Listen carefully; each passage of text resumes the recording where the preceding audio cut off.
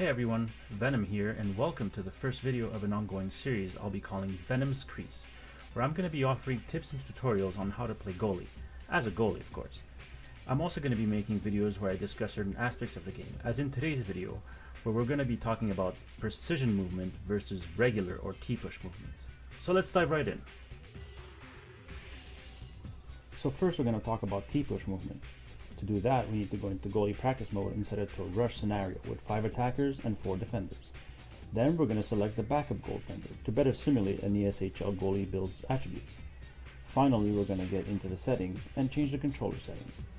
So we're going to put the controls to alternate because I'm used to having the right trigger hug the post and the left trigger be my butterfly save. Next, we're going to put the goalie precision to off. That way, when we move, we'll get the T-pushes to happen.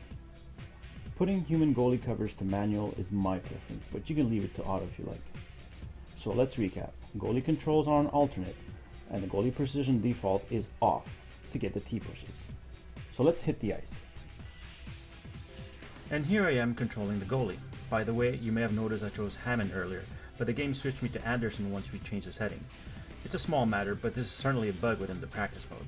In any case, right off the bat, the controls are a little weird in precision off, and I'm having some trouble getting into position around my crease.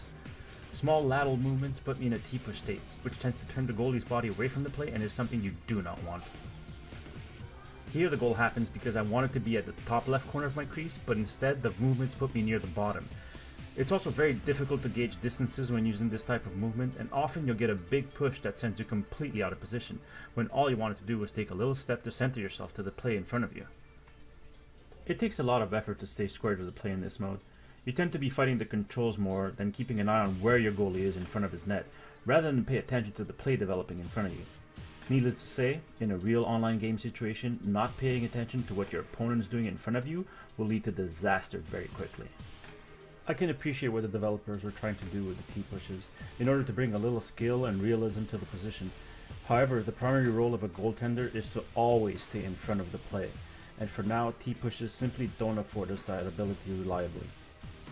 Okay, so let's try goalie precision default to on now.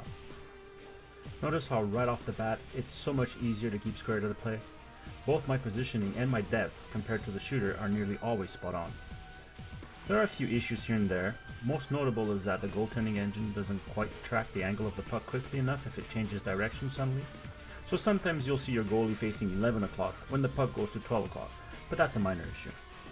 The most important thing is that you're able to follow the play developing in front of you, with an amount of precision that helps you succeed, not hinder you and your team. Another minor gripe with the precision controls is that it makes it difficult to properly track a fast-moving puck holder who cuts across the crease. Couple that with the amount of lateral acceleration given to the puck holders who can just weave left and right very quickly on a breakaway, much quicker than a human can react to, and it can become a real headache in a tricky situation.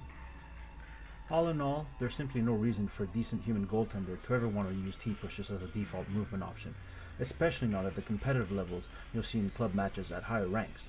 Again, I can sympathize with the developers who are obviously going for more realism for our position, but when you add it all up, precision movements are the way to go. At least until the kinks can be sorted out. My solution was to have a hybrid of both modes that auto switches depending on the distance the puck is from you and the angle of the shot compared to your current position. Or maybe there's another solution, who knows? But for the time being, I'll keep using precision movements as the default.